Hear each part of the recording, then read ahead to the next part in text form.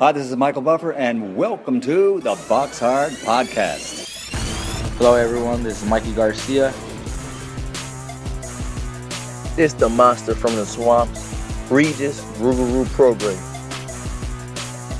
Hey, what's up? This is King Carlos Molina, former IBF world champ. This is Michael, the Bounty Hunter, 2012 Olympian and your people's champ. This is Charlie Edwards, flyweight champion of the world.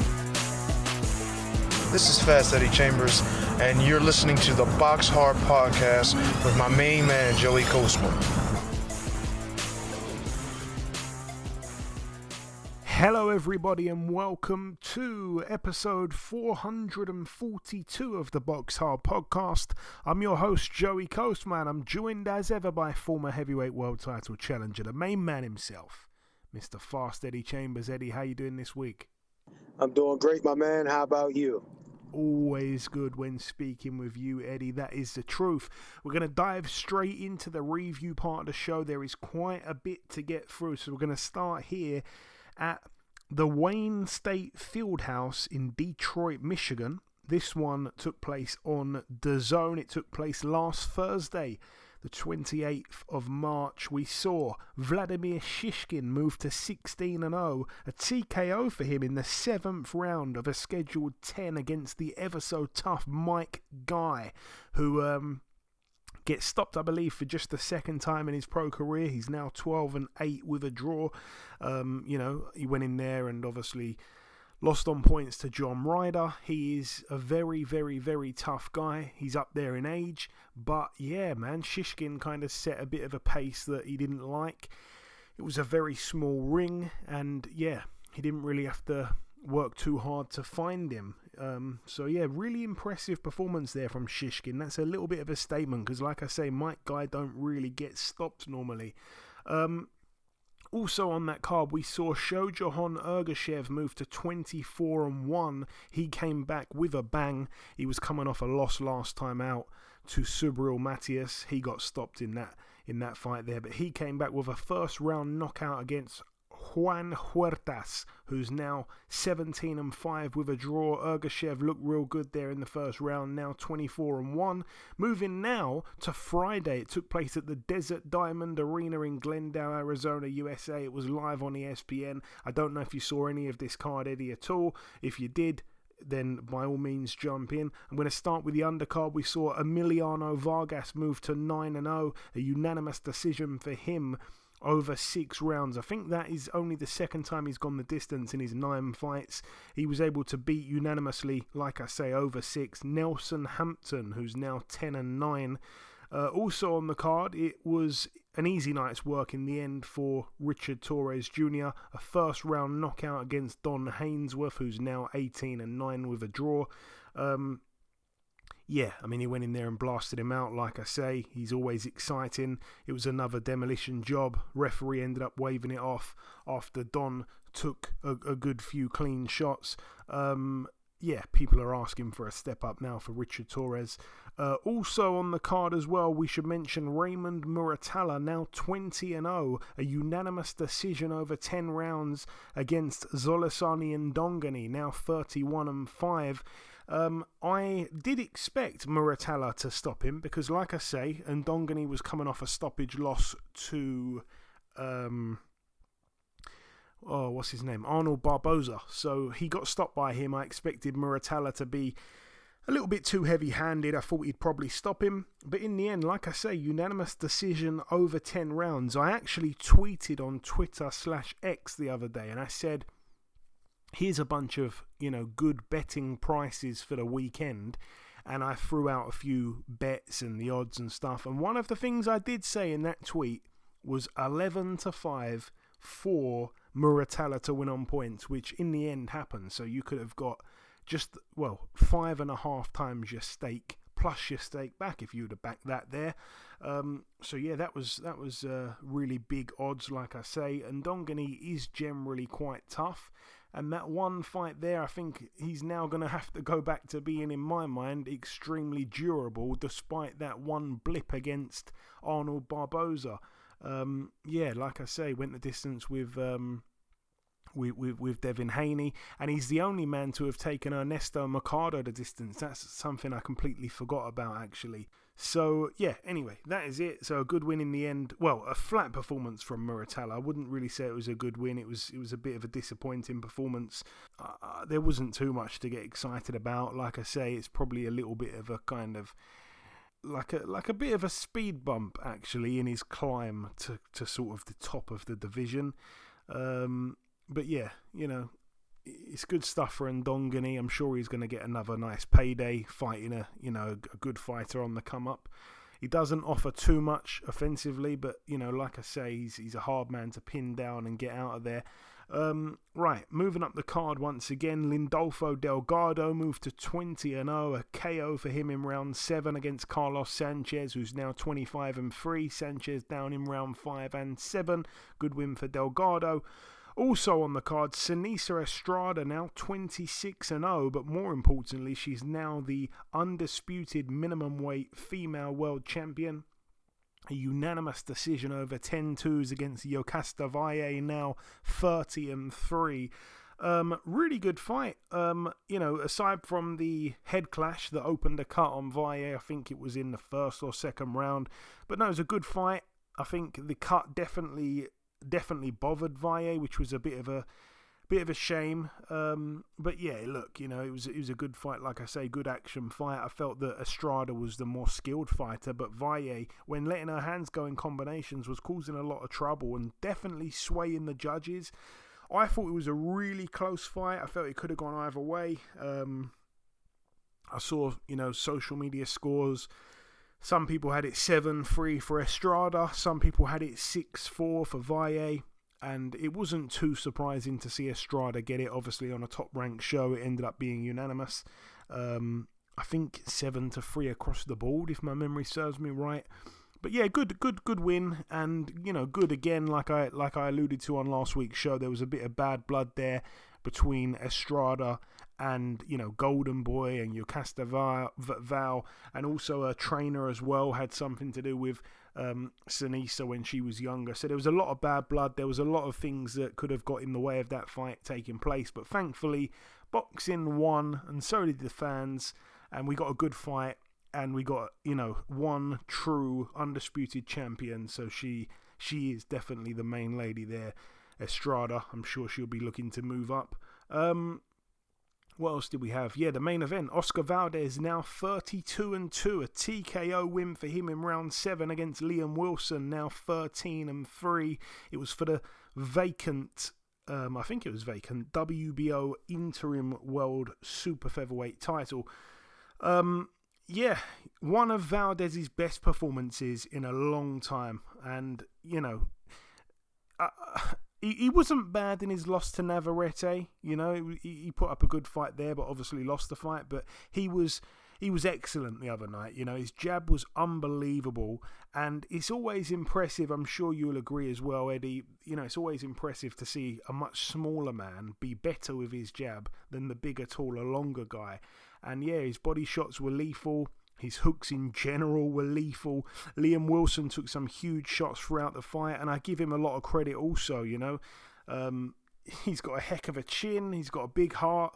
And his record doesn't look the prettiest right now. Like I said, 13-3. But, you know, he's for me, I don't want to kick him while he's down, but he's been handed enough opportunities, you know, on a silver platter. And yeah, I think like, let him kind of sit on the shelf for a little bit now. You know, he's been skipping over guys and getting a shot, you know, because his manager or promoter have done a fantastic job with him. But yeah, the finish for Valdez was brutal. I mean, he was just smashing Wilson's head left to right again and again and again. And the referee saved him big time, I felt. It was a great stoppage. But yeah, Valdez, as we know, he's a real warrior. He's a throwback fighter. He'll fight anyone. And on another note, I don't think Valdez gets enough credit. I mean, he's been one of the best fighters in terms of excitement in recent years. One of the best fighters to watch, in my opinion. it's always a great fight with Oscar Valdez. I mean, I go right back to his fights with the likes of Scott Quigg, boxing with a broken jaw, breaking Scott Quigg's nose. Like, the guy is a serious Mexican warrior, and he's fought everyone, He didn't look too great against Shakur Stevenson. That was probably the one fight of his that wasn't as exciting as all the others, but he always comes to bring it and puts on a fantastic show. And like I said, it was more of what we're used to from Oscar Valdez. So yeah, happy for him to get the win. Happy for him to be back again. What else do we have? Let's move now to the Arena Armich in Sofia, Bulgaria.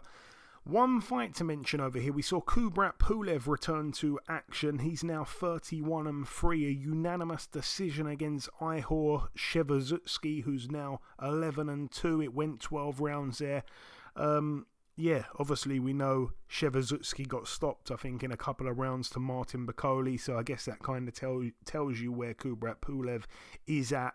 If you didn't already know, I slated him massively when he boxed Ondro Warzik, and he's completely done. He's there for the taking. I don't even know why he's still fighting now. Must have made plenty of money out of the game. I don't know why we're still seeing him fight, but I guess if he's getting easy fights like this, I mean, I don't think Shevazutsky had much notice for the fight. But yeah, like I say, if he's getting easy paydays like this, then maybe he wants to hang around for a few more. Moving now to the YouTube Theatre in Inglewood, California, USA. This one took place on DAZN as well on Saturday night. Let's touch on the undercard briefly. Alexis Rocha with a KO win in round 7. He did get Frederick Lawson out there in the end. Rocha now 24-2, Lawson 30-5. Lawson's corner actually stopped the fight. Like I say, got to him in the end. Lawson showed a few elements to his game actually the other night. I think Rocha would have probably overlooked him massively. They couldn't stop talking about that first round knockout loss he suffered at the hands of Virgil Ortiz that shouldn't have even been stopped. I just you can't read into that. Simply, it was such a bad stoppage. You can't read into that. It's as if like Rocha kind of looked to that and thought, okay, I'll be able to get him out in similar time. I don't think he legitimately got stopped against Ortiz. So, this was never going to go as smoothly, I don't think. But yeah, it was all Rocha. I mean, I'm gonna throw that out there. It's not like it was a competitive fight. It was all Rocha. But yeah, Lawson, like I say, showed a lot of heart again. Very gutsy, very game, and earned his payday, earned his payday. I'd like to see him again. I don't think he's as bad as they made him out to be. And, like I say, provided a stiff test. And for Rocha, it's back to winning ways. He was coming off a loss last time out as well, so it's good for him on the comeback trail. And the main event, Arsen Gulamirian, now 27-1. He loses his WBA Super World Cruiserweight title to Gilberto Ramirez, who's now 46-1, and he's now dethroned an undefeated champion at Cruiserweight. We don't often see guys, and I'm going to come to you here, Eddie, move from super middleweight right up to Cruiserweight and win titles all along that, along that path. Like I say, champion at 168, now a champion at 200 pounds. Unbelievable for Gilberto Ramirez. It goes to show, like, that size. He can really hang with the bigger guys, even though he was down at 168. I mean, he was a bigger guy, but how he would boil down, I just don't understand how on earth he made that weight. And like I say, these days, you don't really see this happen too often. But very, very good performance from Ramirez. I'm guessing you probably didn't see it, Eddie, but like I say, a lot of people were picking Gulamirian. I saw people on social media saying Gulamirian's going to snap him in half. And it couldn't have been further from the truth. He went in there and he dominated Gulamirian from the off. And he closed strong as well. It was a really, really good performance. And like I say, history maker for sure. Wow. It's, congratulations to him. Obviously did a great job. I didn't get a chance to see it, but it's crazy to say that, after seeing him lose to Bivol. And, even though he won titles and he's been a championship level fighter, to now see him all the way up at cruiserweight. And listen, cruiserweight is only one stop from heavyweight. They even have Bridgerweight as well. So, I mean, shit, you never know. He might want to try his hand at becoming a champion at that level, or even heavyweight. So, I mean, there's possibilities are endless for him, seeing that, he's gone all the way up that far and actually, like you said, Joe, it looked good and winning, good performance all around. I guess dominating performance from you. So it's a good thing. It's an awesome thing. Like you said, but when you said it's hard to believe somebody from 168 pounds can go all the way up there and still be like able to hang with the big guys.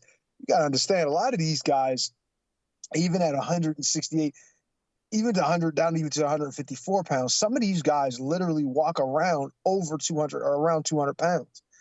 And for them to then be able to just train with no worry of cutting weight and just being able to just go in the gym and not even think about what's going on as far as the weight is concerned, just hit the bags, just train, just spar, and literally can feel completely 100% in how they, and how they're performing, and only really worried because a lot of times with these guys is the training camp is like a fat camp for them. You know what I'm saying? Because they got to drop like sometimes 20 and 30 pounds in a month just to get on weight.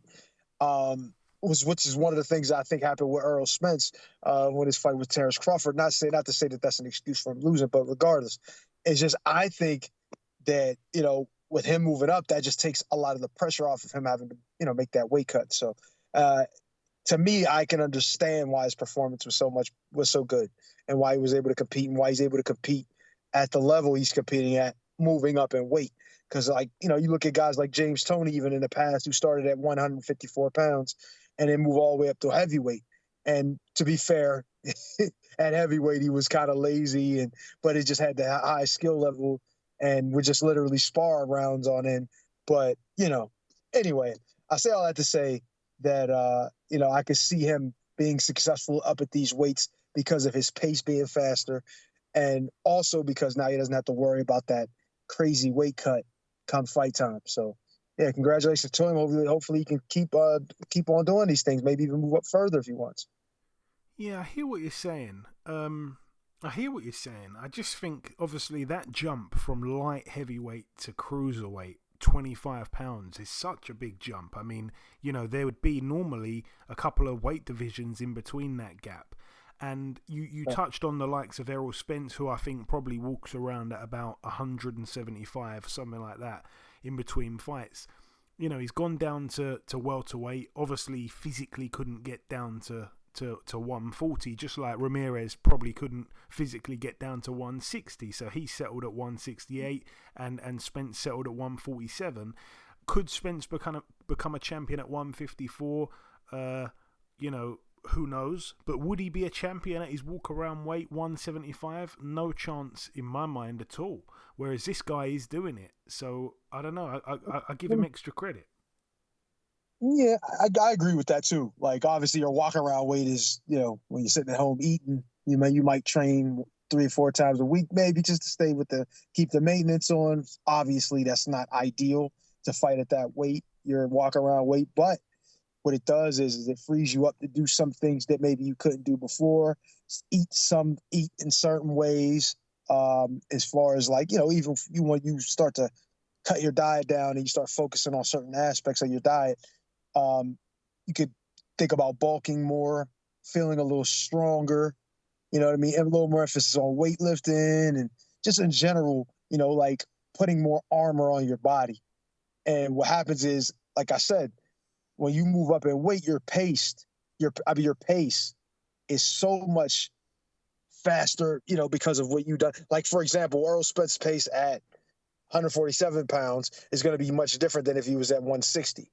You know what I mean? Maybe not that much as 154, but 160 would be a little different. In especially 68, the only issue would be, obviously, those guys are going to end up being bigger. Like, as you look at Ramirez being all the way now up to cruiserweight, you're going to be fighting guys like that. But what I'm saying is it would give him an advantage in a specific way, whereas he'd be a little bit, maybe, dare I say, faster, not faster, but more of a faster pace with a bigger guy who's not ready to throw that many punches per round. You know what I'm saying? That's the only thing that I think would benefit, on top of the fact that now he can concentrate on being a little bit bigger and focus a little more on strength and adding to that, and not having such a huge gap in disparity in speed. Whereas in sometimes at 147, Spencer would probably be at a disadvantage in speed because that's just not one of his things. But yeah, we're saying similar things. But yeah, it to me, it's a good look for him.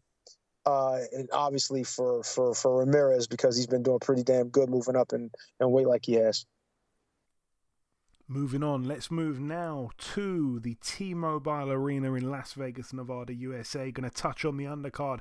Julio Cesar Martinez with a majority decision victory after 12 rounds. He's now 20-4. He was able to beat Angelino Cordova, now 18-1 with a draw. He loses his O there. Cordova down twice in the third round. I saw little bits of this fight. I didn't see every single thing. I saw just little bits. But yeah, obviously in the end, those two knockdowns in round 3 won, Martinez the fight. Like I say, a draw on one card, and he won on the other 2 cards by 2 points. So that 10-7 round was the round, was the definitive round, the deciding round. But yeah, I can't say I saw lots of that to give an accurate review of it. Moving on though, Erislandy Lara with a win. He's now 30-3 with 3 draws. A KO for him in round 2 against Michael Zarafa of Australia, now 31-5.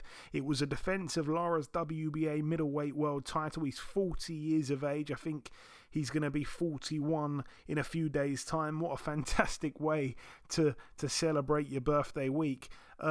Yeah, amazing from Lara. He said he'd get the job done within 6 rounds. He was coming off almost 2 years of inactivity, and he gets it done, like I say, within 2 rounds.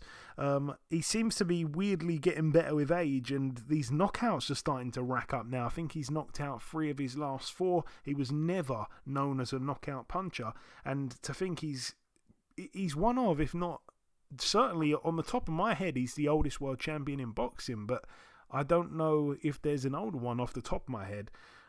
So yeah, what a way to be turning 41. Okay, that is that. What else did we have on this card? We saw Brian Mendoza. He racked up a loss. He's now 22-4. A unanimous decision in favour of Sergei Bohachuk, now 24-1. It was for the interim WBC World Super Welterweight title. Sergei Bohachuk goes the distance in a fight for the first time in 25. Again, this wrecked a few of my bets. He'd never gone into round 9. He'd only gone as far as round 8, Bohachuk. It was a scheduled 12 against the ever-so-tough Brian Mendoza, who obviously, as we've seen, knocked out Sebastian Fundora. Bohachuk, apart from his big punch, I didn't think he had too much to his game, but I've got to say I was very, very impressed with him. Really was. I thought his gas tank would be a factor in the later rounds if it even went that far. And yeah, he wrecked a few of my bets because I just bet on him simply to not go the distance. So that would cover him getting knocked out or him winning by knockout. But yeah, Mendoza had never been stopped, and he wasn't to be stopped here. Like I say, he lost in the end quite wide, unanimous to Bohachuk, who I think has proved to us the other night that he's a fighter that's improving. Even though he's getting these knockouts, he's answered the question, can he go 12 rounds and beat a good fighter? He certainly can. So really good win for him. Also on the card, Rolando Romero, now 15-2. He was TKO'd in round 8 by Isaac Pitbull Cruz, now 26-2 with a draw. Romero dethroned Cruz, the new WBA super lightweight world champion.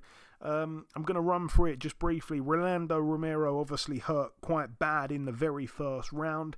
I did, though, give Romero round 2. I thought he came out and beat Cruz to the punch in round 2. Quicker hands, and it was a smart round from him. Isaac Cruz, for me, and I'm sure you're going to have something to say here, Eddie, but, he's just a plodder. Obviously, Rolly Romero had a point deducted in round 5 for excessive holding. I felt it was ridiculously unfair. I felt that Thomas Taylor, was bang out of order actually for that. I didn't see any warnings prior to that. Every single time that they'd get tied up as well, Thomas Taylor was running in there straight away within half a second to break them up. It was almost as if he wanted Romero to get knocked out. Like there was no break in the action. I felt he was really against Rolly Romero. And yeah, obviously the holding and the turning and stuff was part of Rolly's game plan. I didn't think it was excessive at all. But yeah, when Rolly was actually boxing, he was having a lot of success. I think Isaac Cruz is, his feet are slow. Like I said, I think he's flat-footed. He had a big round in round 7, obviously, Cruz for sure. Rolly was out on his feet, and then obviously in the 8th and final round, the tape on Cruz's glove came loose, and he goes to his corner. Thomas Taylor, this is another thing I have to mention, he's trying to hurry the corner up, and he's actually saying, because obviously Rolly Romero got hurt at the end of round 7, so here we are in round 8, tapes come loose, he wants them to tape up his gloves so quick, and Thomas Taylor can actually be heard saying, you're giving him time to recover. I thought that was shocking refereeing. I thought he was biased the whole fight anyway, but to actually say, like, you're giving him time to recover, hurry up, like, it was as if it was the last leg in his parlay or something for him to get knocked out. I felt he was constantly on Rolly's case. And of course, Cruz hurts Rolly in the 8th round and Taylor jumps in. I thought it was a tiny bit premature, that stoppage, just a tiny bit, not too much to complain about. But yeah, Cruz, for me, he's just flat-footed, great chin, he's made of steel, he hits hard, and that is enough, it seems, to beat a lot of fighters. I think, obviously we've seen him lose to Tank, who was a little guy, but with a much, much better boxing IQ. But I think the kryptonite for Cruz would be if he comes across someone with a good jab, someone who's tall and long, and has good feet, he'll look so bad. But he hasn't, in my... from what I can remember, hasn't really boxed anyone like that. I don't know what you thought of it, Eddie, but I'm intrigued. Yeah, I'm not disagreeing with you because, we've all seen Rolly. Rolly's not the best boxer. In fact, he's not, he wouldn't be considered a boxer at all. He'd just be more of a plodding type puncher who has to resort to boxing in certain situations. Somewhat like Tomas Adamek, as much as, I respect him and everything, he wasn't really a boxer. He was made into a boxer because he moved up to the heavyweight division. And in a lot of cases, guys have to do things because of who they're facing. And if they're able to make the adjustment and make it seamlessly, then obviously that tells you how great a fighter they are or how good they can be or they have the ability to adapt. Rolly is not that type of fighter, really. And he was kind of forced into that. And it put him in a situation where now he has to figure it out kind of as the fight's going on. And this is why I said, and I think I don't know if you remember, I said I really didn't like this fight for Rolly because of the kind of fighter he is, the kind of style he has. He's a puncher, right? He's a puncher who likes to, get guys on the move and force them to, force them into a situation where they don't want to get caught by him. You know what I'm saying? Like even when you watch him fight Tank's IQ and his skill level is high enough to where he's like, yeah, he's a hell of a puncher, but he don't got it upstairs. There's no way he's going to be able to, figure this out throughout the course of a fight and figure out how to land his shot. And so now that he's on the other side of that, how is he going to turn himself into the boxer he needs to beat a guy like Cruz? He's not going to be able to do what Tank can do. And that's go from being a puncher, a boxer puncher, to just a pure boxer in order to survive and win a decision. That's just not his game. So I didn't like the matchup of, Cruz versus Romero for if I'm a supporter of Romero, because I just knew Cruz was going to be too tough, too much on the front foot, too good of a chin. That's really the biggest key. He was going to be able to take what Rolly had. And a lot of times, even if you watch the fight where he fought with the older guy, I can't remember his name, I'm sorry. Barroso. Right, there you go. When he was fighting with Barroso, you could see that the guy was older or looked older or whatever, but he was able to take what he had and was able to give it back, almost tenfold to a degree. And that's what kind of made Rolly have to be like, damn. And then he got that favorable stoppage, which kind of helped him survive and go on to the next fight. But you look at that fight, then you look at this one, and then it makes more sense. You understand what I'm saying? It makes more sense. And this is like, when you look at these type of fights, I think these are easy fights to pick. Like, if I was going to be doing a parlay, I would have picked him to get stopped, mid to late rounds, honestly, by Cruz. I just didn't think he would be able to deal with the punching power, the pressure over the course of a long fight. And I figured he would get caught either mid, late rounds. I didn't realize he got caught early in the first round and got hurt, which doesn't surprise me either. But I was figuring after, second half of the fight, he starts to look at that wall closing in. He's not able to figure it out. He can't keep his jab on him enough to do enough damage to keep him off. And Cruz gets close. He starts to land some shots, and that's exactly what happened. And it's just, when you look at Rolly, he really needs to go back to the drawing board heavily and start to really develop. Now, I'm not trying to tell you to say you got to change his whole game, because it's kind of hard to do that at this stage in his career, but he definitely really has to start to try to learn how to develop a serious jab and make it a serious weapon for him, and open up ways, and also improve his footwork a little bit too, so that way he doesn't get caught in situations where he doesn't know what to do, or he's stuck and he just has to hold. You understand what I'm saying? And of course, the main thing with a lot of these guys don't really focus enough on, and that's defense. He needs to understand better how to defend and what range to defend and what to look for in certain situations, because he just wasn't able to pick Cruz apart. And I think Cruz is going to be a tough guy for just about anyone to a degree, because of his toughness and his ability to keep coming forward. But like you said, Joe, he gets with a guy who's a really smart boxer with a good jab and a great IQ and good defensive ability. He's gonna struggle in that kind of a fight, because you can see his offense coming. You know what he wants to do. You just got to be able to stop and kind of curb that, at least for parts of the round. You understand what I'm saying? Kind of like what Ray Leonard did with Marvin Hagler, even though Marvin Hagler was world's better skill-wise. But I'm just using that as an example. Is you got to figure it out. You got to figure out ways of kind of stemming the tide as the fight gets, goes further, especially, with that pressure, and it seems like Cruz doesn't stop. So, yeah, good performance by Cruz, but there is a lot of things that he needs to improve upon. But I just thought that was a bad matchup for Rolly. Yeah, I have to agree. And moving to the main event, Tim Tszyu loses his O. He's now 24-1. Wow, we've got a lot to talk about with this fight here. Obviously, for the vacant WBC, and of course the WBO World Super Welterweight titles. The Towering Inferno in the other corner, Eddie, now 21-1 with a draw, a split decision victory over 12 rounds. You made a humongous point last week about being a Tszyu guy. You would be saying don't fight Fundora. Couldn't be anything more opposite than Keith Thurman, a 6'6" southpaw puncher, the polar opposite to Keith Thurman. It's not a good move on such short notice, and you were right. Boy, oh boy, a huge upset in terms of betting odds. But we made a big case for Fundora, especially you, Eddie. Yeah, man, I hate to say I told you so in this scenario, but the reality of it is, man, and now let's be completely honest.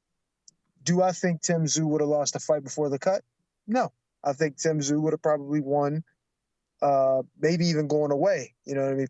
Pretty lopsided the way the fight was looking early. Now, that doesn't necessarily mean that things couldn't have changed regardless of the cut, but the reality of it is Tim Tszyu looked really sharp, really good with his counterpunching early on, which was, like, let's just say the first round and in most of the second round. But the cut did happen. And Fundora did actually, for the first time from me ever seen him before, really stuck with his jab and his length. And it was refreshing. It was just showing just how good or how dangerous or how difficult he could be as a fighter when he actually does something that benefits his ability, his style, his size. You understand what I'm saying? Like, it's sometimes a shame when you see guys like I used to watch, and I loved Diego, man. You know, God rest his soul, and rest in peace. Great all-time great action fighter, Diego Corrales. I used to watch him like, damn, man, if he just really uses his height or his length. And at that time, I didn't really understand so much about how important range is as opposed to just height. And I think, that was probably, I don't think his arms were that long, especially when you compare to like him and Floyd Mayweather, who was much shorter, but was just a more rangy guy. But what I'm saying is I used to always think like, damn, wouldn't it be good for him to use his height, to use his reach, and actually start to develop his ability to box more. And when I look at Sebastian Fundora now, he has the reach, he has the length, he has the range. And very rarely did he ever use it. That was probably the reason why he has that one loss on his record. If you would have stuck to his range and his boxing, he might not have that loss. But, in this situation, him being outboxed early, to be quite honest, and outfoxed and getting caught with good counter shots periodically, which is what Tim Tszyu was doing, kind of forced him into a situation where he's like, yo, I can't really compete with this guy like that. I've got to start to do something different. So he started, and I mean, initially in the first few rounds, he was using jab periodically, but he didn't really stick to it like he did in this fight in the past. Like, he really stuck on using his jab, his range. And another thing he was doing, it was pretty good too, was he would throw that left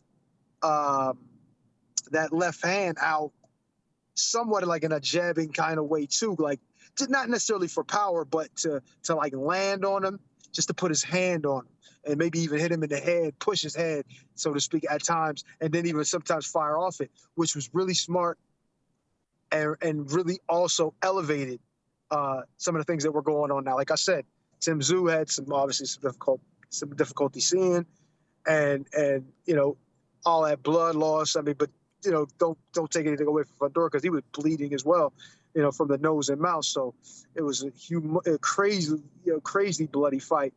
But both fighters showed an unbelievable heart and a will to win.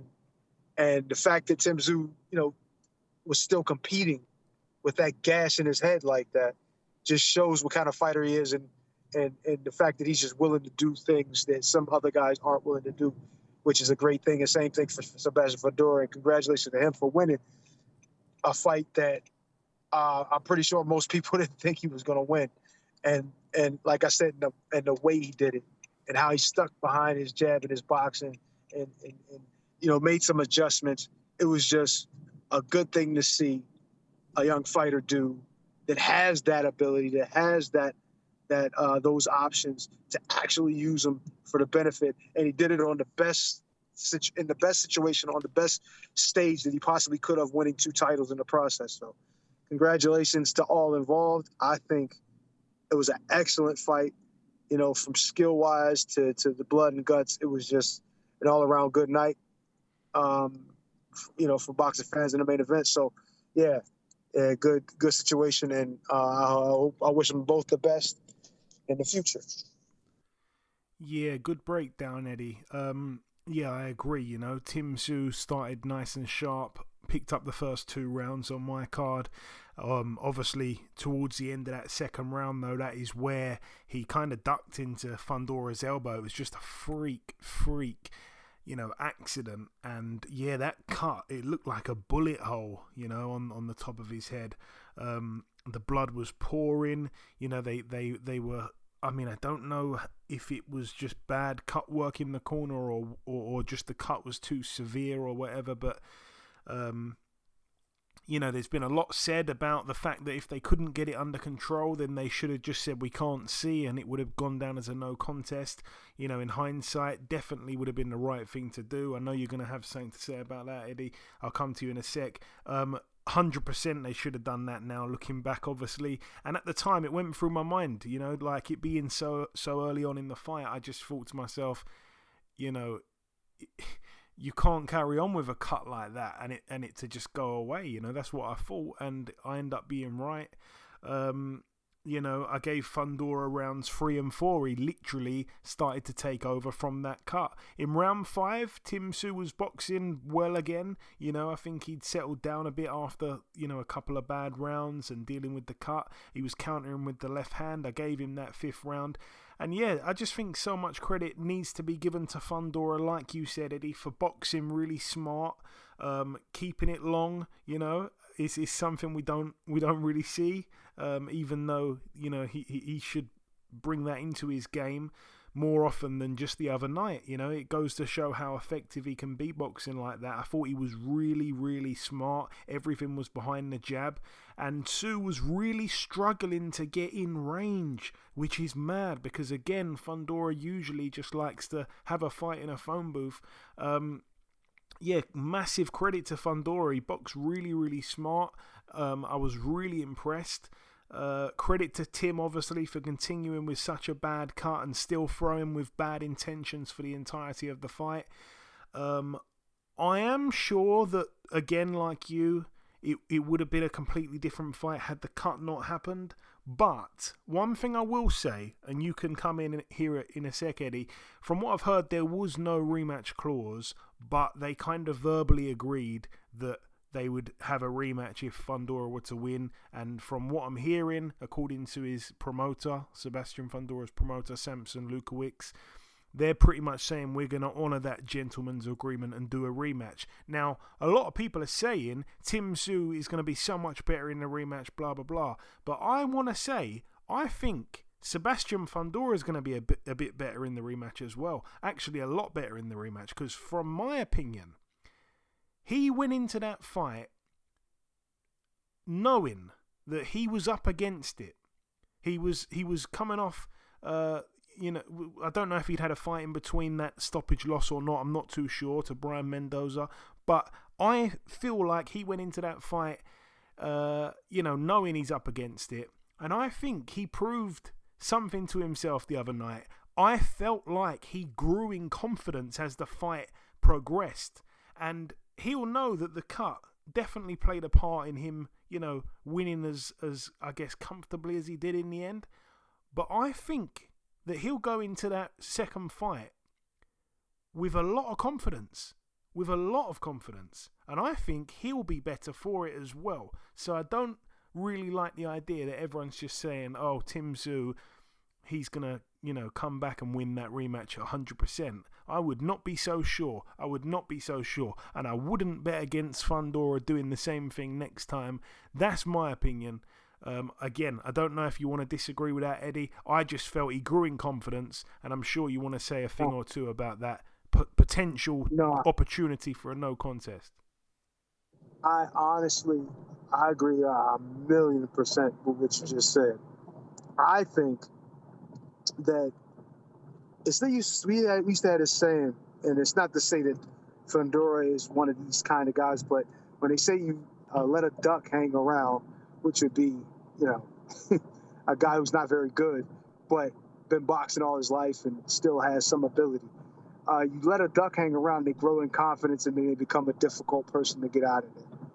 So what happens is, in this situation, he's grown immensely in confidence. He now believes he can compete at that level.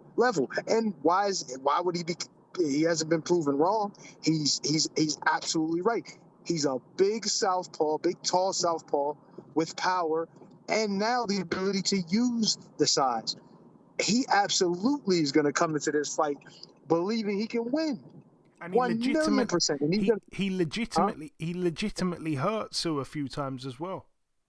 Of course. I honestly thought that if the fight was going to be an upset, that was going to be the way that the upset was going to actually, take place, was that he would catch Sue and get him out of there, not necessarily outbox him throughout the entirety of the fight, regardless of what the circumstances were.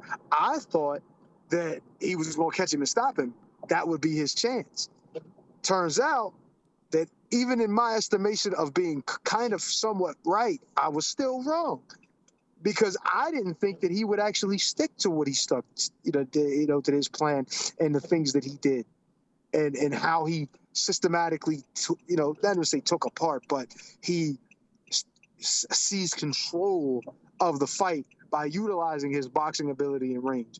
This is the kind of thing that you like to see in young fighters coming up, to say, okay, well, hey, he's showing that now as he's maturing as a fighter, he's turning into, going from being a contender or a prospect into now, from a prospect into a contender to now into a championship level fighter, where he's going to be fighting 12 rounds for the rest of his career. That's the kind of thing that you want to see in him, and it proved. And I mean, I'm looking at his whole situation with his father and his sister, and how they got a championship level situation going on in general within that family. So it's like there's a lot to live up to, and a lot of pressure that he has, maybe not necessarily put on by everyone else, but the expectations his dad has, his sister, the things that they wanted to see from him, and he lived up to him. And now why wouldn't he believe that next time he gets in there with Zoo that he can actually win the fight? Because he did. Regardless of the circumstances, he lived up to what he was supposed to live up to, which honestly wasn't very much, because I'm pretty sure most people thought he was going to get beat or stopped. So, but yeah, like I said, congratulations. And 100% I agree with you, Joe, what you said. He's guaranteed to go in there with the idea of going in there not just to win, but to dominate and leave no doubt this next time. Yeah, and I'm glad that you touched on it. Him and his sister making serious history there. Two siblings, brother and sister, both active world champions. One thing I will say as well is, he was genuinely, Fundora, coming off that stoppage defeat to Brian Mendoza, and also he was 1 week away, 1 week shy of being out the ring for an entire year since that Mendoza fight as well. So almost a year out the ring, coming off a stoppage loss, his only loss, and he gets in there, with about 10 days notice or whatever to again step in with Tim Tszyu. Unbelievable from Fundora, and I 100% believe he will be much tougher next time as well. Okay, moving on to the final two cards to mention. Let's start here at the O2 Arena in Greenwich, London, United Kingdom. It was a good card on Sky. Ben Whittaker moved to 7-0, a points win over 8 rounds against Leon Willins, who's now 7-2. Put up a really good fight, Leon Willins. Copied a few of Ben's moves. Didn't let himself get humiliated in there. Ben Whittaker getting a lot of criticism off the back of this. I mean, last time he looked $1 million with all his flashiness and all the rest of it, but this time wasn't really working as smoothly. This guy Leon Willins obviously had a bit about him, and I think he's done enough to earn himself another TV slot somewhere. But yeah, I mean, obviously Ben Whittaker dominated, but he got caught with some nice shots from Willins, and it wasn't a clean sweep, if you like. Okay, moving on. Alan the Savage Babic moved to 12-1. Again, I said this would be the battle of the bad gas tanks. Someone's going to gas out before 12 or 10 rounds, I should say. Alan Babic got the TKO in round 6. He completely battered Steve Robinson. Robinson took some massive shots. He's got a heck of a chin, I have to say. He took some real big shots on the chin, and he was still standing. It was more exhaustion, I guess, that kind of got him stopped. Like I say, he took a real pasting off of Babic, who again was coming off about a year out the ring. He was coming off a stoppage defeat as well, just like Fundora. But yeah, he returns to winning ways. I was quite surprised it actually went 6 rounds, because like I say, both guys were really tired up to that point, and I was just wondering, is it going to end up just kind of slowly going the full distance? But yeah, that one was almost free money. I really felt that wasn't going to go the distance, and yeah, of course it didn't. A good win for Babic, like I say. Puts himself back in the mix somewhat. Also on the card, Callum Simpson. He looked unbelievable. He's now 14-0. A KO for him in round 4 against Dullah Mbabe, who's now 34-14 with a draw. I felt that Simpson picked his shots really well. He looked really light on his feet as well. His jab was great. Great shot to put Mbabe over. He looked $1 million. I think, they're talking about it now, him against Zach Chelli. I think that's a good fight, and I really think he's a very talented fighter, Callum Simpson. It all seemed to just come together for him the other night. I know that the guy he was boxing, skill-wise wasn't on his level, but he did have 29 stoppage wins, so you got to take him somewhat seriously. Callum Simpson looked brilliant in there. Vidal Riley on the card moved to 11-0, a unanimous decision over 10 for the English cruiserweight title against Mikel Lawal, who's now 17-2. 2 back-to-back defeats for Lawal against Isaac Chamberlain and Vidal Riley. Both fights have been really hard to watch. Vidal Riley, was just boxing off the back foot, didn't care at all about making it exciting. It was almost a it was almost an identical copy of how Isaac Chamberlain beat Mikel Lawal. It was pretty much the same thing, just a complete bore fest. Lawal's coming forward, he's so stiff. He's got really heavy feet. So if you've got good feet and you've got a good jab and you can keep it on the outside, he's got no chance at all. He can't close that distance. And it was the same thing. He lost, in terrible fashion in both fights. Wide on the end with the cards, or wide in the end on the cards. But he just wasn't in the fight at all. And it's not really his fault that it wasn't exciting. He was trying to make a fight of it, but obviously, that's the way to box. The blueprint has well and truly been laid out. That's the way to box against him, and he's very, very ineffective. Whereas if you're fighting on the inside, you're mixing it up, you're taking a shot to land one, that is where he has a real good chance. He's a big, strong guy with a big punch, and both guys, Chamberlain and Riley, were not interested in playing that game with him, and it's looking now like Riley against Chamberlain could be a fight that we're going to see. But again, I think that one stylistically would be a really, really poor fight. Hope I'm wrong.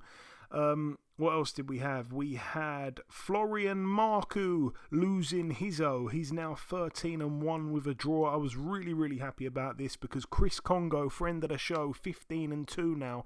He was coming off, I think, just over a year out the ring as well. A lot of people coming off 1 year layoffs this week. But anyway, came back to win. It was for the vacant IBO Intercontinental Welterweight title. Marku had a point deducted in round 8 for repeated rabbit punches. It was a great display from Congo. I sent him a text after the fight. Just so happy for him because, like I say, I think he expressed it himself. He took a loss to Echo Esserman and he was put on the shelf. He was put on the shelf longer than he would have liked to have been. He was just kind of not getting messed around, but he wasn't the promoter's priority. And then he's come back in a fight like that. He's been thrown in against an undefeated kid. He was the underdog, and like I say, he's upset the odds. So I'm really, really happy for him. He's a really nice guy, and like I say, it seems like people coming off a year layoff are winning fights this week, and in most cases upsetting the odds. But just to reiterate, good performance. Box really smart. kept it at range, looked really good when he did that. I think Marku sometimes kind of lunged in with the left hook and caught Congo and wobbled him, buzzed him is probably a better word actually, buzzed him a couple of times, but Chris Congo was really switched on, really fit, and yeah, he boxed to a good game plan over the 10 rounds, and yeah, really dominated, so I was really, really happy for him. And yeah, the main event, what a fight for the British and Commonwealth heavyweight titles along with the WBO European. Fabio Wardley, he was on a 16-fight knockout streak. He was 17-0. He's still got that O. Fraser Clark in the other corner, 8-0. He's still got that O, but they don't have their O's in the draw column. A split draw over 12 rounds. Wardley retains the British title. Yeah, Clark down in round 5, deducted a point in round 7 as well for repeated low blows. Crazy fight. I felt that Fraser Clark actually started the fight really strongly though, really sharp, fantastic jab. You could see that, the fundamentals were there. I gave him the first 2 rounds. I gave Wardley round 3. I gave Clark round 4. So after 4 rounds, it's 3-1 Clark. It's in some ways, not the fight I'm expecting. I'm expecting Wardley to start fast, put the pressure on. He's quicker. He's probably stronger. He's younger and he's more explosive. But then, yeah, he was losing 3-1. Obviously gets the knockdown in round 5, like I say, gets a 10-8 there. Wins round 6 for me. Then the point deduction in round 7, he gets another 10-8 on my card. I gave Clark, though, 4 of the final 5 rounds. So on my card, I agreed with the judges pretty much. 113, 113. Like I say, I think the kind of punch of the fight, or the best used punch of the fight was definitely Fraser Clark's jab. Wardley was really struggling to get past that, at times in the fight. Like I say, when Wardley did catch Fraser Clark, though, I don't want to say the chin cracked because he took some big shots and, he was still standing and stuff, but you could see, like, when he caught him, he hurt him bad, and Fraser Clark would really struggle. It'd take him quite a long time to recover. He'd his defense would be really leaky. His feet would go stiff. He was in trouble. Like, honestly, he was in trouble a few times on those ropes. Yeah, Wardley, like I say, around the midway point, that's where he started to take over a bit. So yeah, he had a good sort of middle of the fight, Wardley, but not so much a good start or a good finish. Yeah, I felt that the point deduction as well in the 7th round was quite harsh from the referee, to be honest, and I think it was a bit of a turning point in the fight. Like, it was a bad time to lose that round 10-8. And that's how I had it on my card. So all in all, I think Wardley was quite lucky to probably get to keep the belts, really. Yeah, because without that point deduction, he loses. And yeah, that was a bit unlucky, I felt. And yeah, obviously, aside from the knockdown as well, obviously well done to him for getting a knockdown and getting that 10-8 round, but the better boxing throughout the entirety of the fight came from Fraser Clark, for sure. So yeah, great fight, full of action. It's a fight I think has probably put quite a lot of miles on both guys' clocks.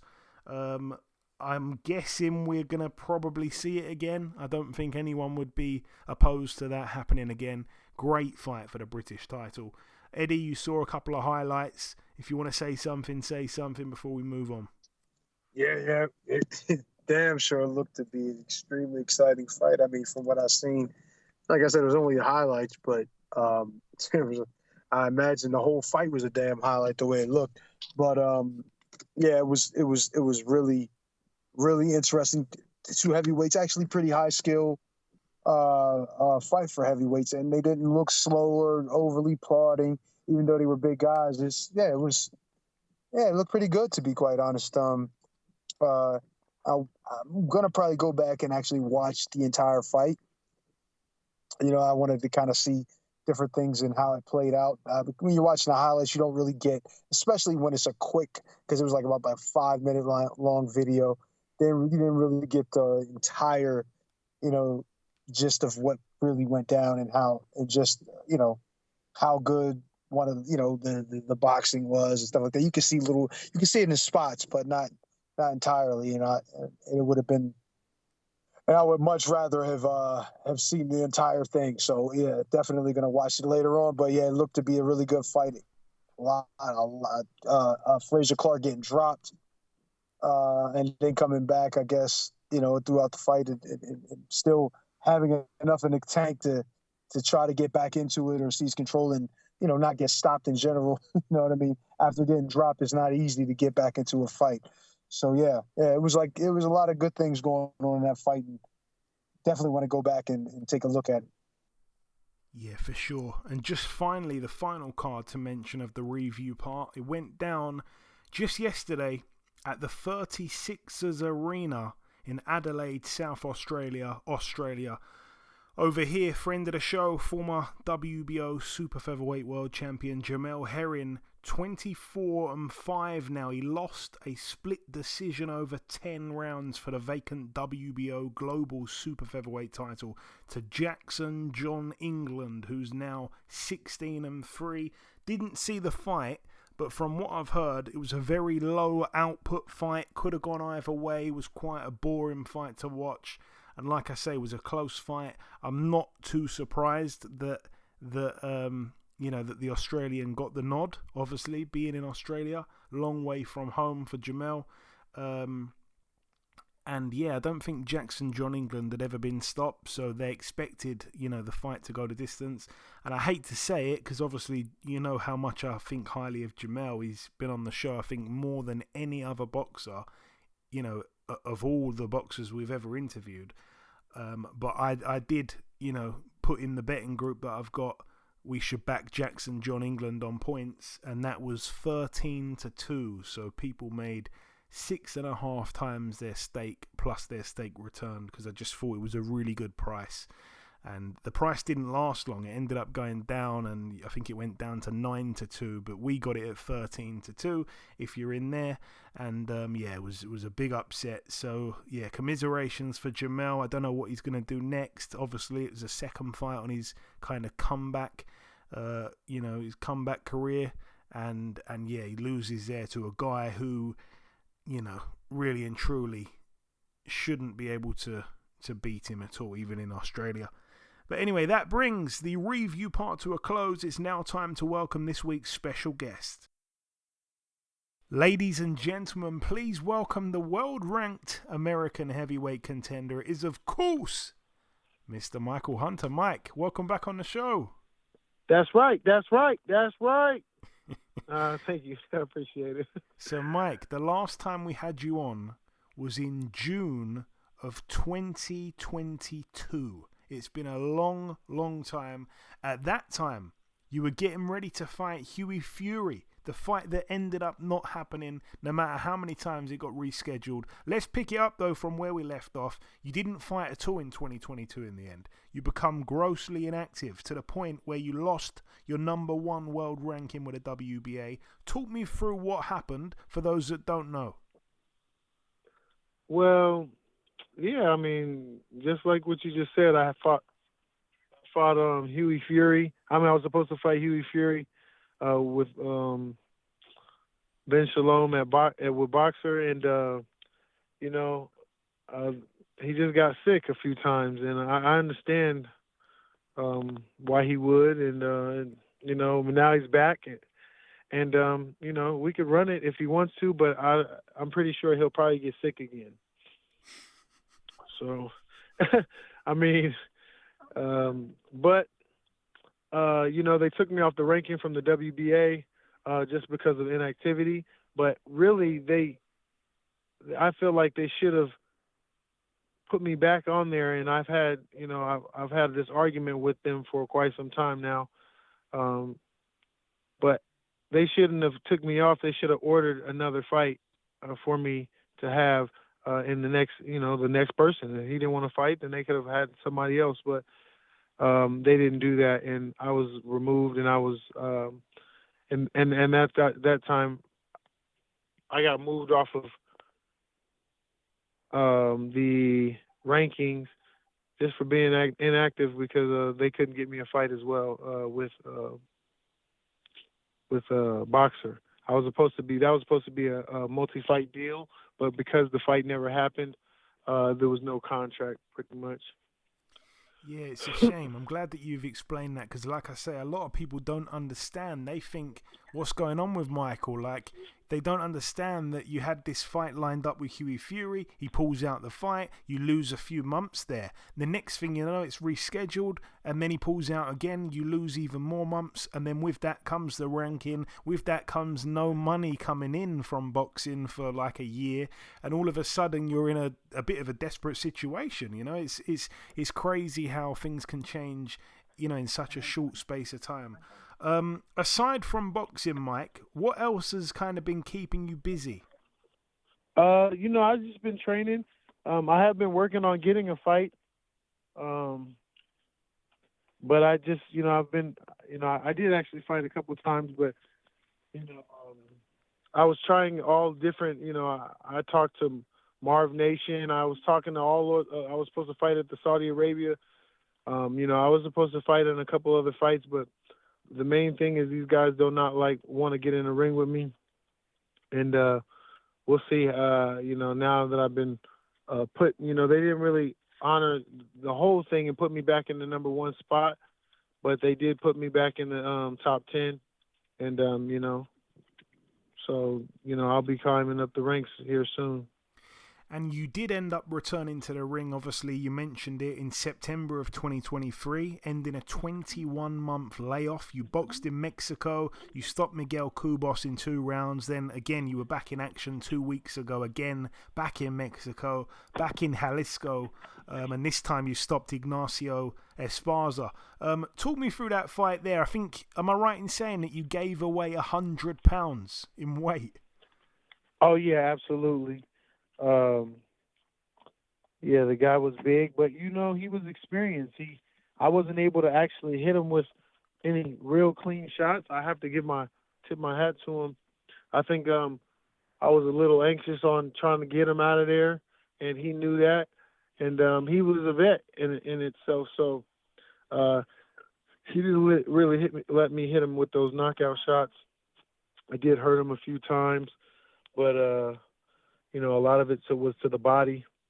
And, he just didn't come out. You know, he forfeited coming into the next round. My trainer had just told me he's done, so step on the gas, and he quit. So my trainer was right about what was going on.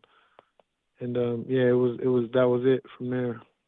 And like you said, the good news is that you're now back in the WBA world rankings after all that time out. Does this mean that we'll hopefully see you, as you say, right back right back in the mix at the top? Yeah, absolutely. You're gonna definitely see me really active this year.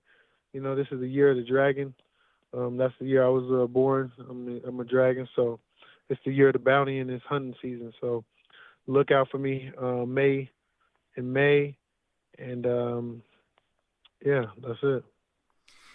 Has it been frustrating, Mike, sitting on the sidelines while the whole heavyweight division has been, you know, pretty wild in recent times? I mean, we've seen like everything go on. Andy Ruiz floating into irrelevance. Anthony Joshua finding old form under a new trainer. Tyson Fury almost losing to a debutant. Daniel Dubois with that controversial body shot on Usyk. Joe Joyce getting knocked off his perch by Zhang twice. Wilder losing to Parker in that huge upset. Dillian White testing positive again. Ajit Caballel becoming a legit threat. Charles Martin posing more than a threat in what was supposed to be a walk in the park for Jared Anderson. What are you making of this mad division right now?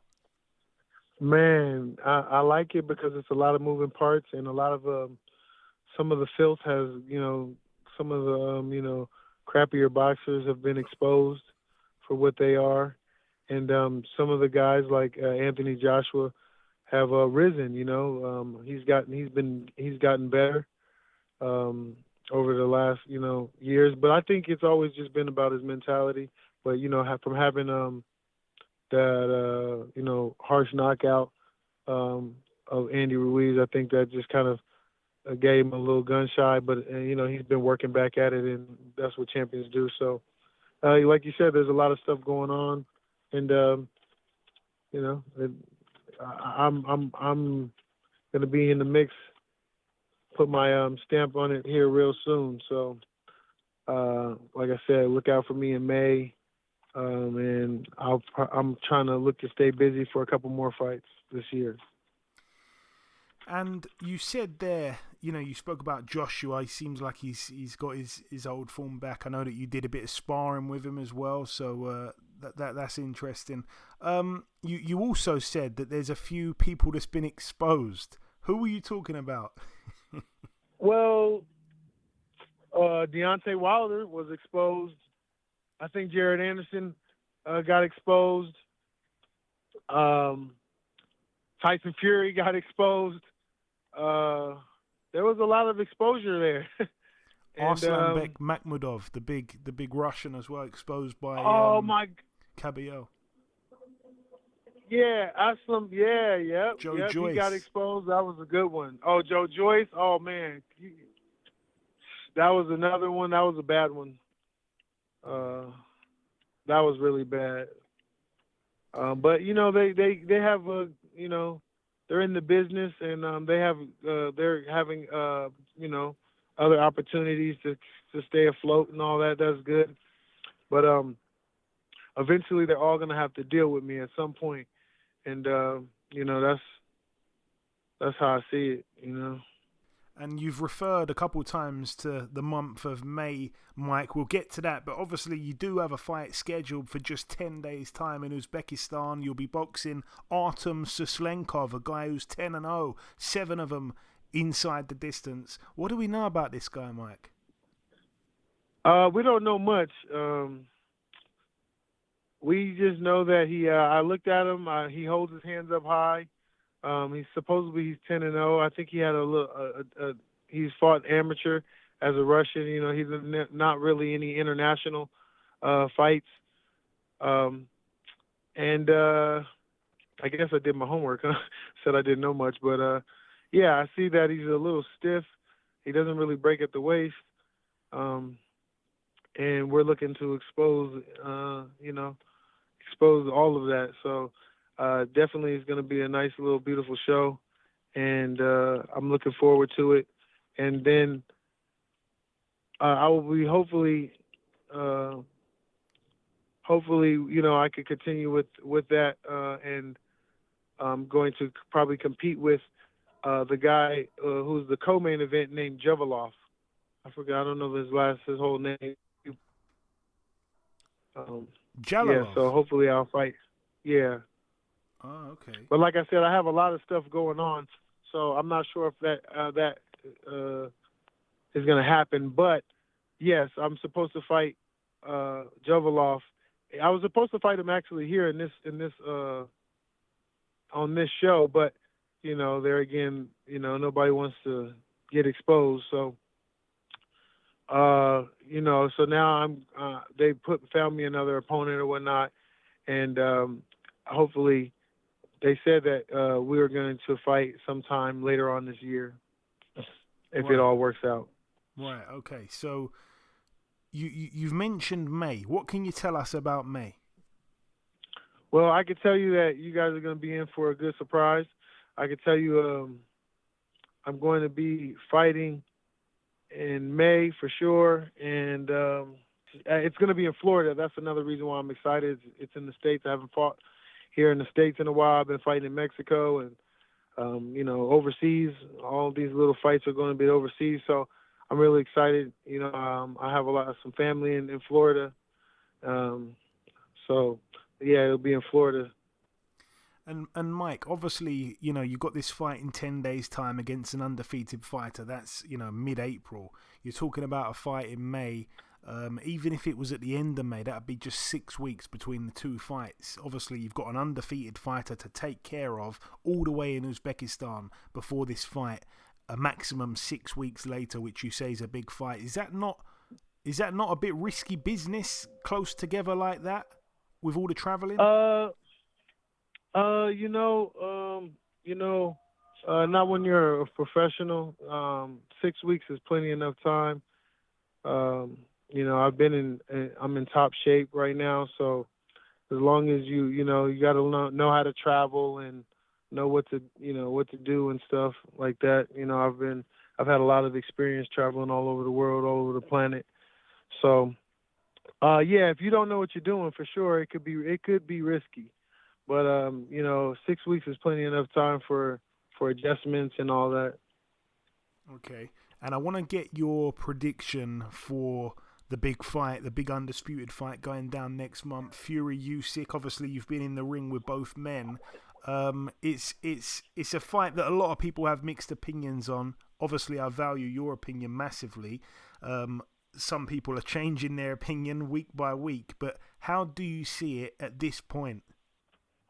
To me, the fight it's not even happening. I know it's getting a little closer, but for some reason, I said it before, and I thought that something was going to happen. I knew he was going to prolong it, but I think this is the last time he could prolong it. So maybe they will get in the ring, but I just think that something funny could happen or will happen in this fight.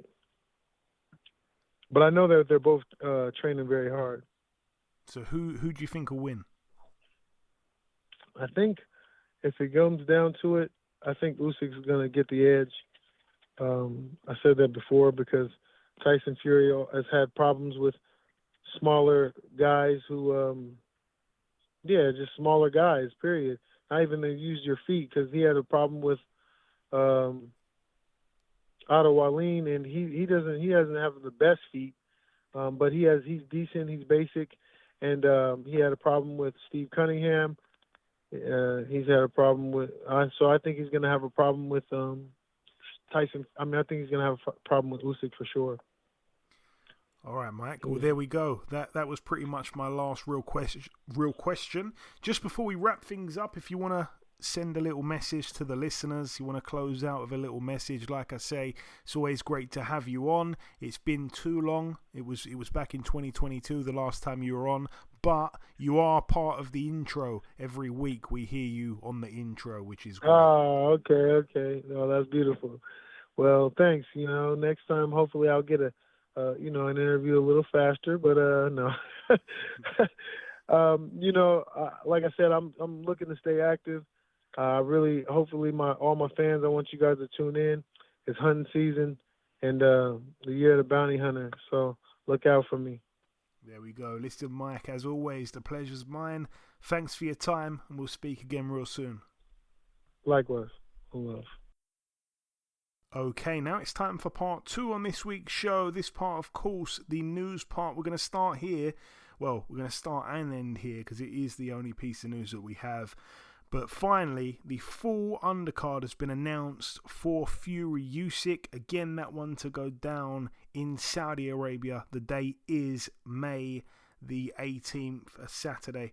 On the undercard, we're going to see a decent fight here, I think, between Ajit Kabayel, coming off that fantastic win last time out against Arslanbek Makhmudov. He steps in the ring with Frank Sanchez. Both guys 24-0. Could be quite interesting. We're also going to see Moses Itauma 8-0 stepping in with Ilya Mezhenchev, who's 24-3 with 20 KOs. Bit of a step up there for Itauma. He's fighting a much more experienced man. We're also going to see David Naika. I believe he was a good amateur. He's on this card. He's 8-0. He steps in with 12-0 Michael Sates. That's over 8 rounds at cruiserweight. Isaac Lowe gets out on the card as well. Happy for him. Tyson Fury seems to get him on every undercard that he's on. So, brilliant stuff for Isaac Lowe. 24-2 with 3 draws, stepping in with Hazabullah Ahmadi, who's 16-1. That's an 8-rounder. We're also going to see return to the ring for Sergey Kovalev, 35-4 with a draw. He's back in a 10-rounder at cruiserweight against Robin Safar, who's 16-0. We're going to see Mark Chamberlain getting in there with Joshua Wahab, who's 23-1 with 16 KOs. The African fighter. His nickname is the Wealth Machine. I'm sure he's going to be a hell of a lot more wealthy after this payday. His one loss came to Brit Liam Dillon, so we know him somewhat well over here. Also on that card, we're going to see Joe Cordina defending his IBF defending his IBF super featherweight world title against the IBO champion Anthony Kakachi. That'd be a good one there. We're going to see Wows against Ireland, and obviously Jai Opatai in that rematch for the vacant IBF cruiserweight world title against Maris Bradis, and then obviously the main event, Alexander Usyk, Tyson Fury for the undisputed heavyweight world titles. What an unbelievable card that is. That is a card for the hardcores.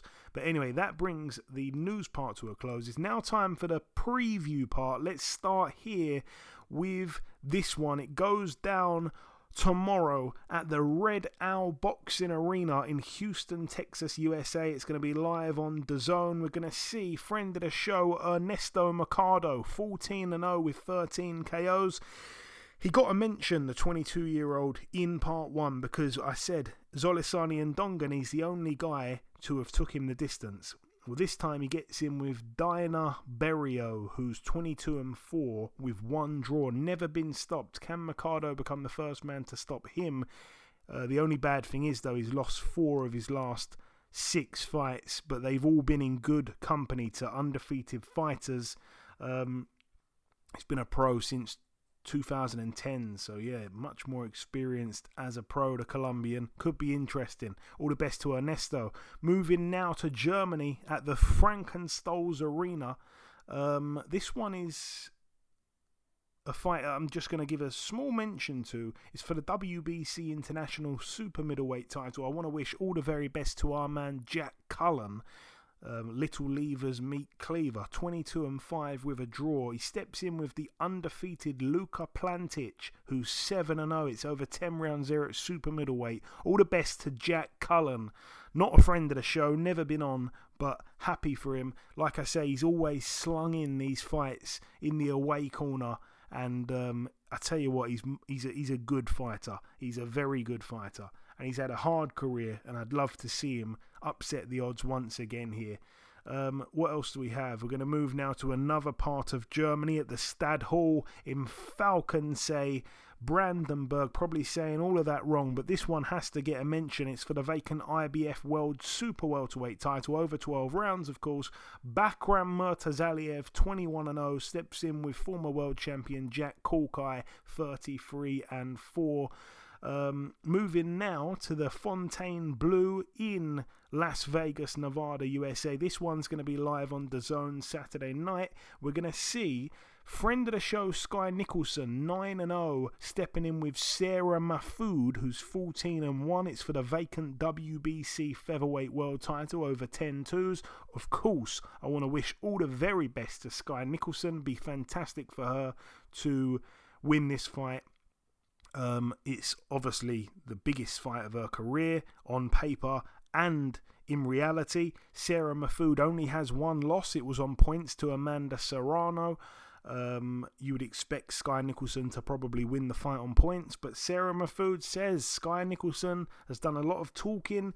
Not many people know, but I wasn't given sufficient notice for that Amanda Serrano fight, and she's pretty confident going in against Sky Nicholson.